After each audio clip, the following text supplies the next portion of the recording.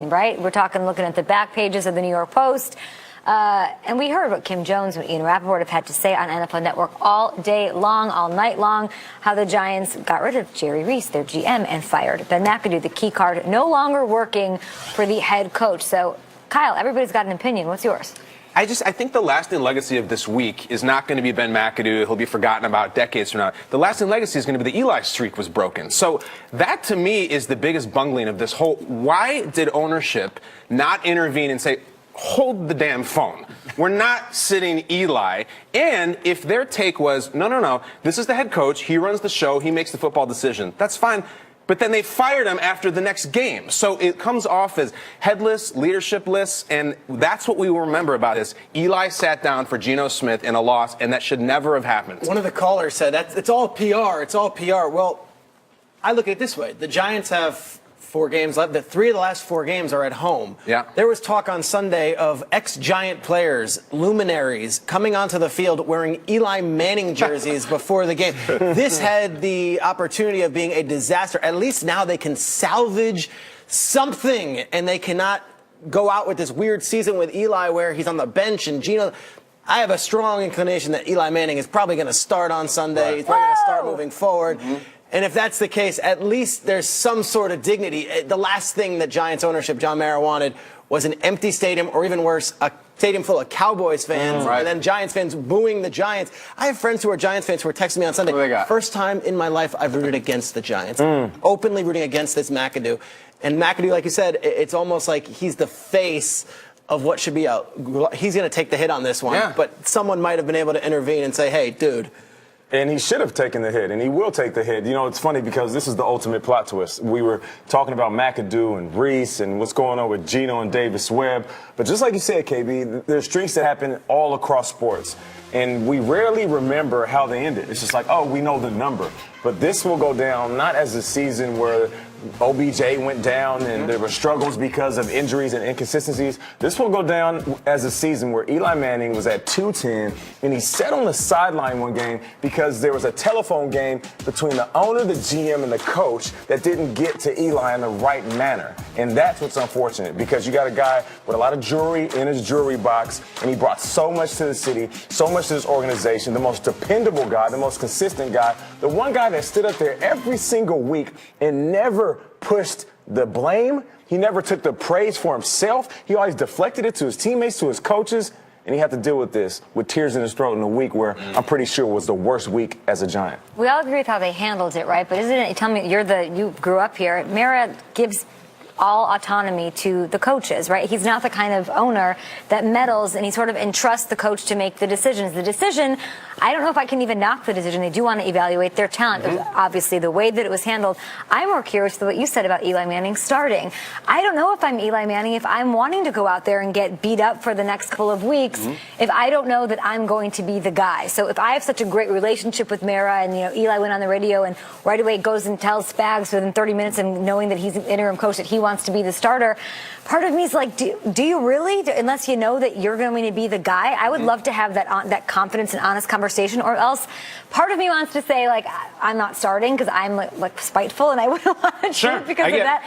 Eli obviously isn't like that. Also, the dream is to have the Derek Jeter treatment, right? And if he, for whatever reason, is ending his career in New York this season, he can have that now the rest of the way. And Eli is so loved in this city. Has he ever been more adored than right now? You're talking about guys wearing Eli stuff all the time. I think it's funny. You're taking it's like a hardline business take on it, but I don't know what my future is with the Giants. I don't want to get hurt. No, I understand. So it's sort of like a college player skipping his bowl game. Yeah. But the difference is that college player has no money. Eli has generational wealth, and Eli has this old-fashioned wonderful pride about I'm always ready whenever called upon. I want to start. He also has wonderful endorsements here in the New York area that he probably wouldn't want to not be on the field and make a sort of decision like that, right?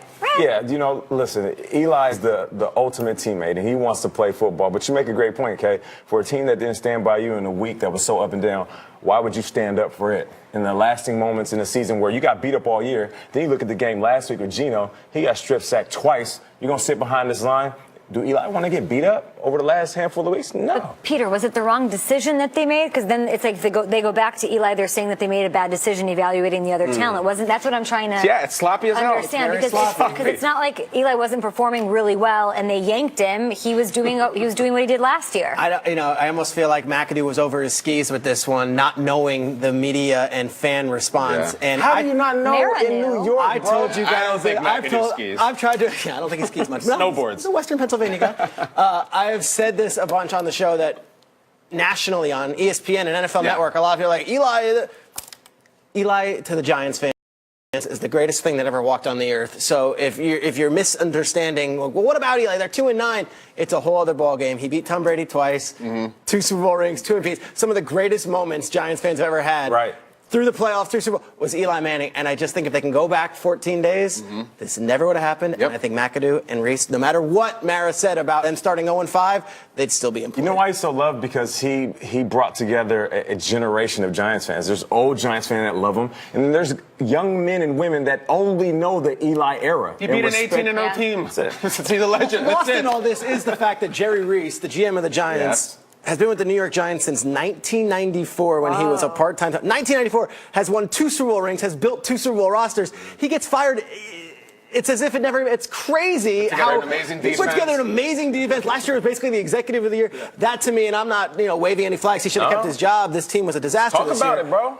But it is crazy that he too lost his job, and it's not even being mentioned. 1994, Sometimes there's more than one fall guy, Peter. That's true. Well, I know we have to get to sound. One last question. Do you think at any point he's thinking about retiring? We all talk about the Jeter treatment. All the baseball stars do it. They get their lap. Mariano Rivera.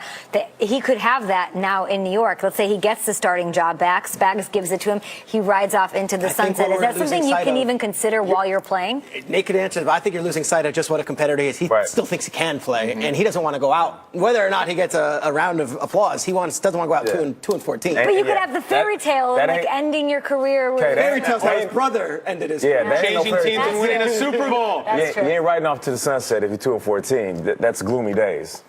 I don't know. We'll see. #GMFB. Eli Manning did speak yesterday. He went on local radio here in the New York area, and he described the toughest part about losing his job as the Giants starter. I think just being told, that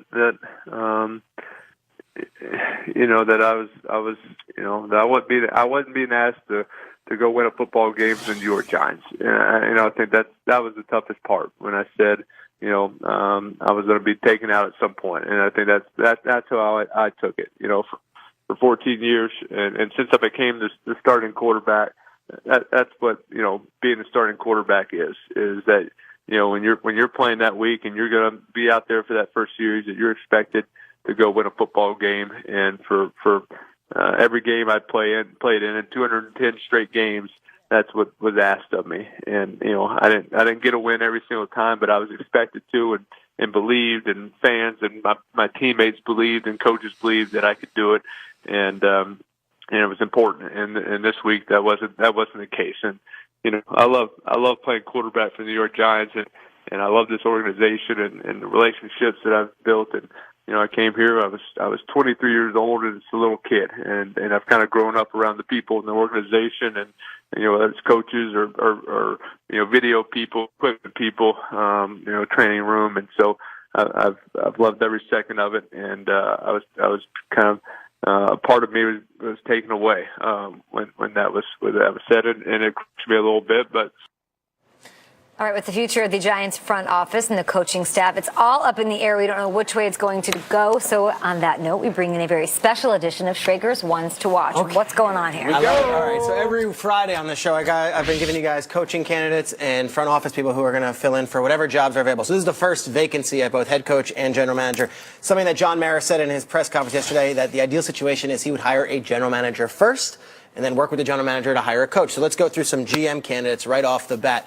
Here's my list of GMs. I'm going to start off with Elliott Wolf. Elliott Wolf is the Packers Director of Football Operations. 14 seasons of experience with the Packers. Been there with them since 2004. He is under 40. He is young. The connection here, his father is Hall of Famer Ron Wolf. Ernie Accorsi is consulting on the GM hire. Accorsi and Wolf have a long relationship. Wolf almost got the Detroit Lions job a few years ago. Ted Thompson would not let him take that job. There was an issue there. Elliott Wolf, a name to watch. Dave Gettleman, he worked with the Giants from 1999 to 2011. All right. Went on to be the Panthers general manager on the recommendation of Ernie Accorsi, who is now working with John Mara to hire general manager. Gettleman's been laying quiet here, fired right before the season started by the Panthers. Not for the product on the field, more for the relationships within the building. Next one, another guy who's kind of been waiting, John Dorsey. Remember, he was surprisingly let go in Kansas City before the season started. As the Chiefs general manager, I don't know, they went to the playoffs 3 or 4 years. They had the fourth best record. Drafted Kareem Hunt, drafted Patrick Mahomes, drafted a lot of guys.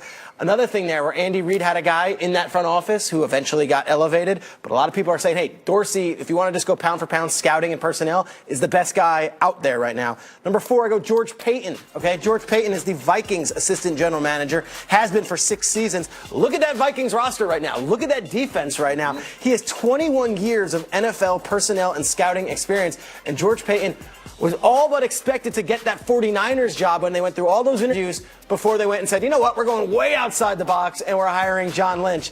And the last one, Scott Pioli, you've heard his name. He's the Falcons assistant general manager for 4 years. But before that, he was the Chiefs general manager, and for many years, he was the VP of player personnel in New England. He has a connection to the Giants through Bill Parcells. There is a lot of interesting stuff with the general manager position here because Ernie Accorsi is the key name. Accorsi was the general manager for the first Giants Super Bowl team. He was the one who built that first team. Reese actually was the sitting GM. But Accorsi is the one who helped draft Eli Manning, trade for him. And John Mara is going to lean heavily on Accorsi, who is a veteran of this industry. But these are 5 names: Wolf, Gettleman, Dorsey, Paton, Pioli, who have done the job before. They're not outside the box. They're not crazy hires. And they are guys with some sort of tie to Ernie Accorsi and some sort of tie to possibly the New York Giants. So those are my 5 names for general manager. Those guys will work with John Mara to hire a head coach. Now, one thing I do want to note, Kevin Abrams is the sitting GM right now. He's been with the Giants forever as kind of their contracts, negotiations. He's elevated throughout the industry. He is very highly regarded within the NFL. He's going to interview for the job as well. He is also someone you could put on that list. But here were 5 names outside of the organization that I would keep an eye on. Does it usually happen that they do the GM first and they both find a coach together? Why are you so confident that's the way it'll work? That's the ideal situation, that you can have the GM kind of be the CEO of who it is. But in some situations, I remember Lovie Smith, for example, when he was in Tampa, he pushed for Jason Light to get hired. There's a lot of situations where the coach will get hired first and then work with the owner to get the GM. But in this situation, knowing the Giants, I believe John Mara will look for GM first, and they could hire any of these guys, Dorsey, or especially Dorsey or Gettleman, who are out of business right now. You can hire them tomorrow and they can get started. But Giants are going to get the first whack at hiring a GM, and I think there are going to be a few GM spots open. Can we get some coaches from you later? Yeah. All right. Shakers Ones to Watch special edition coaches to fill in for Ben McAdoo. I wonder what Odell's thinking.